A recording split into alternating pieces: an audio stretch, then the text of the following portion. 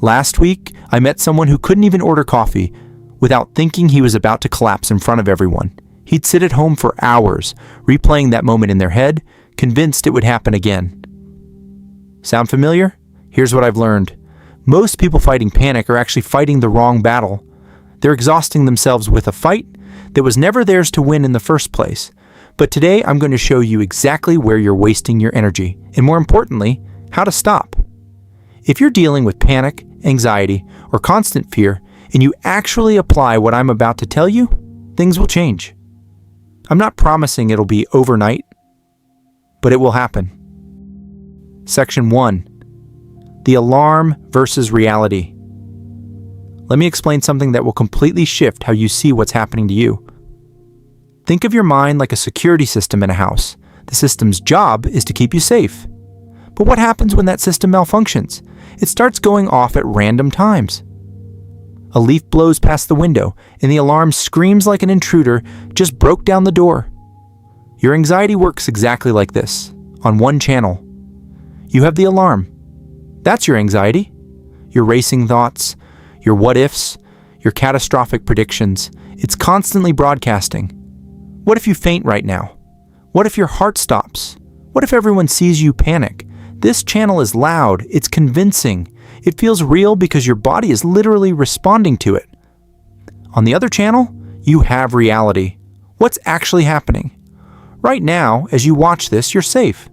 You're breathing fine, your heart is beating normally, you're probably sitting down or standing somewhere familiar. That's the reality channel. Here's the problem. Most people spend 2 to 3 hours a day glued to the alarm channel, fighting with it, arguing with it, trying to prove it wrong. They're exhausted. They're convinced something is broken inside them, but nothing is broken. You're just tuned into the wrong broadcast. When you catch yourself spiraling, thinking about what might happen, replaying worst-case scenarios, or obsessing over your heartbeat, ask yourself, am I on the alarm channel or the reality channel right now? Then deliberately shift. Look around. What do you actually see? What do you actually hear? That's reality. And reality is almost always safe. Section 2, the 2-reaction rule. Now let me tell you something important. You cannot control your first reaction to fear. That's automatic. Imagine you're sitting in a meeting at work. Your boss walks in looking serious. Instantly, before you even think, your stomach tightens. Your heart rate picks up a little. You feel a small jolt of adrenaline. You didn't choose that. Your nervous system did it automatically to protect you. That's not a weakness. That's being human. But here's what you can control. Your second reaction. That first jolt might last a second or two, but what you do in the next 5 to 10 seconds determines everything. The first reaction, automatic. Your body feels the fear. You can't stop this. The second reaction, your choice. Your conscious mind jumps in and either feeds the fear or cuts it off. You can control this. Let me give you an example. Say you're driving and suddenly you feel a little lightheaded. Immediately your body reacts with a small spike of anxiety. Option A, the wrong reaction. Your mind says, oh no, I'm getting dizzy. What if I pass out while driving? I could crash. I could hurt someone. Your body hears the story and pumps out more adrenaline. The dizziness gets worse. Your breathing gets shallow. Now you're in a full spiral. Option B, the right reaction. Your mind says, okay, I felt a little dizzy. That's just my body reacting. My vision is clear. My hands are steady. I'm safe. I'm going to keep driving. You don't fight the dizziness. You don't obsess over it.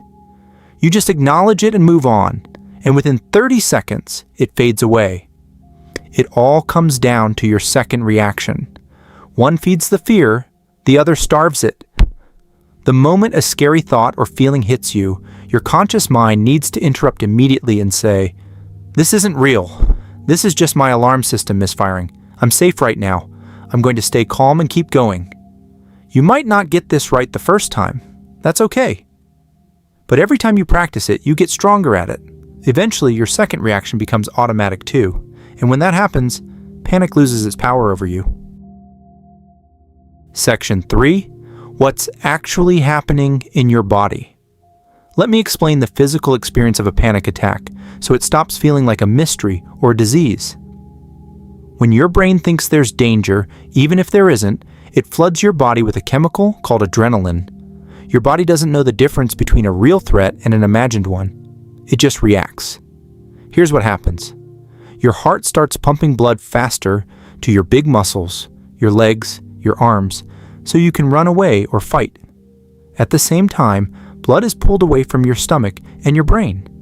That's why you feel dizzy, less blood to your head, nauseous, less blood to your stomach, disconnected, like you're in a dream, shaky, your muscles are primed for action. Your breathing gets shallow because your body is preparing for action. Your mouth goes dry, your senses sharpen. This is all perfectly normal. Your body is just doing its job, protecting you. But here's the thing. You don't need all that energy right now. You're not running from a tiger. You're sitting at your desk or standing in line at the grocery store. Think of it like this. Imagine a high-performance race car, all revved up, sitting in a parking lot with the engine at full throttle. The engine is screaming. The whole car is vibrating. But it's not moving anywhere. All that power is trapped. That vibration, that shaking, that overwhelming energy, that's what you're feeling during a panic attack. But here's the crucial part. Vibration and energy are not dangerous. You won't explode. Your heart won't burst. You won't faint because your blood pressure is actually high, not low. You won't lose control. The solution is simple. Breathe slowly. When you breathe slowly and deeply, you're signaling to your nervous system, hey, we're safe. We can relax. You're basically pressing the brakes on that race car. Don't try to control your heartbeat. Don't check your pulse. Don't analyze your symptoms. Just breathe. Look around at your actual surroundings and remind yourself, this feeling is energy. Energy is not danger. This will pass. Within minutes, sometimes seconds, the adrenaline will burn off and you'll feel normal again. Section 4. When you're caught in a full panic in public. So what do you do if panic hits you while you're out, at a store, on public transportation, anywhere you can't just hide? Step 1. Stop fighting. The biggest mistake people make is they fight the panic. They try to control their breathing, they check their pulse, they focus obsessively on how their body feels. This makes it worse. You're feeding the alarm channel. Step 2. Ground yourself in reality. Instead, shift your attention outward. Use your senses. Look around. What do you actually see? Name specific things. I see a blue sign. I see 3 people. I see a clock on the wall. What do you hear? I hear conversations. I hear a door closing. What do you feel? I feel my feet on the ground. I feel my clothes on my skin. And by that, you're deliberately switching from the alarm channel to the reality channel. Step 3. Do something mundane. If you're at a store, pick up a product and read the label. If you're on transit, look out the window and count cars. If you're at work, focus on a task. Boring, ordinary activities interrupt the panic cycle. They prove to your brain that you're safe. Step 4. Accept the discomfort. Here's the paradox. The moment you stop fighting the panic and just let it be there, it starts to fade. You're not saying, this is fine. You're saying, this is uncomfortable, but it's not dangerous, and I'm going to keep living my life anyway. That's actually brave. That's the opposite of cowardice. Section 5. Rebuilding your confidence. The real work. Now, to actually stop these attacks from happening, you need to work on something that most people avoid. Your confidence. A lot of people with severe anxiety have lost trust in themselves. They think they're weak. They think their body is broken. It's not. Their confidence is just low. Here's how you rebuild it. Do hard things when you feel calm. Take a walk around your neighborhood. Alone. Have one difficult conversation you've been avoiding. Help someone else with something they need. This is powerful because it shifts your focus away from yourself. Commit to one exercise routine and stick with it for a week. Learn something new, even if it's small, A song, a recipe, a language on an app. Say yes to one social invitation you'd normally decline. Why? Because every time you do something that scares you and you survive it, you're building evidence. Evidence that you're capable. You're stronger than you thought. You can handle discomfort. Your brain needs that proof, not just words. Actual proof through action. Here's something important. A major sign of good mental health is independence. Being able to take care of yourself, run your own errands, travel by yourself, sleep alone, handle your own problems. If you're constantly asking people to help you, constantly avoiding situations, constantly looking for reassurance, you're actually training your brain to believe you're not capable. The longer you avoid, the bigger the fear grows.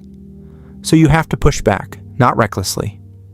Not by throwing yourself into your worst fear tomorrow, but gradually, consistently, with intention. Section 6, the belief that changes everything.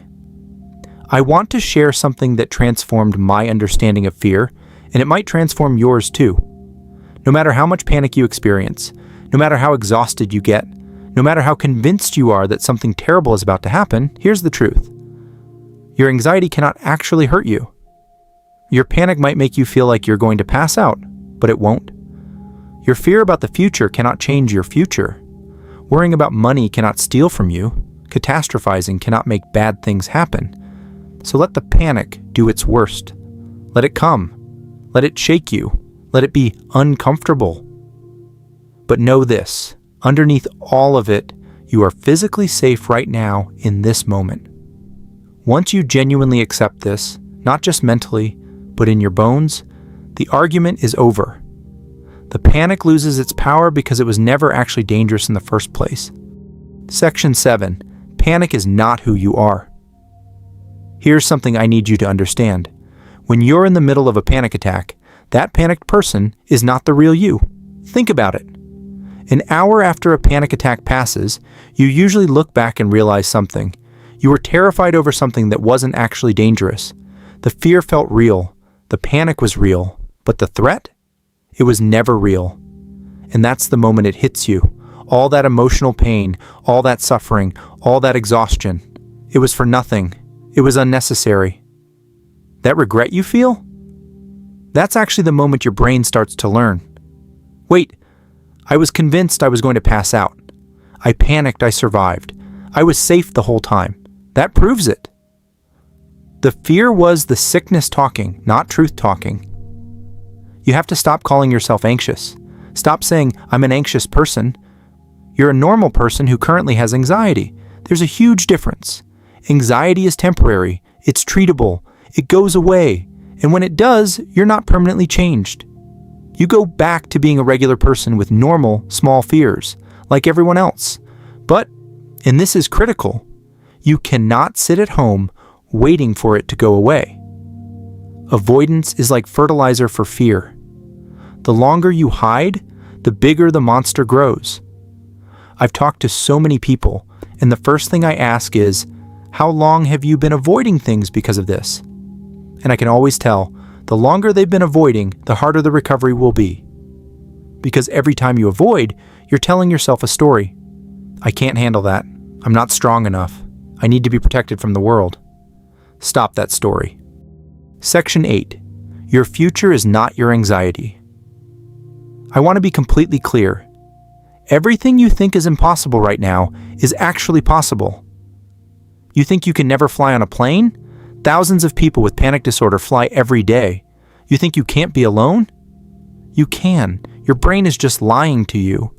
You think you can't attend events, have a relationship, hold a job, travel, live a normal life? You absolutely can. The only thing standing in your way is the story you're believing right now. And stories can be rewritten. If you get up, if you work on your mind, if you educate yourself about what's actually happening, if you gradually push your boundaries, if you stop running from discomfort, panic will lose its grip. Your imagination is making this look like a mountain you can never climb. But it's not a mountain. It's a feeling. Feelings change. Feelings fade. Feelings have no authority over your life unless you give it to them. So here's what you do. 1. Learn what's actually happening. You just did that today. 2. Practice the 2-reaction rule when fear hits. 3. Do one thing each day that builds your confidence. 4. Stop avoiding. Gradually face what scares you. 5. Remember, this is temporary. You will get through this. You will fix this. Not because you're special or lucky, but because you have a mind, a body, and the ability to change how they work together.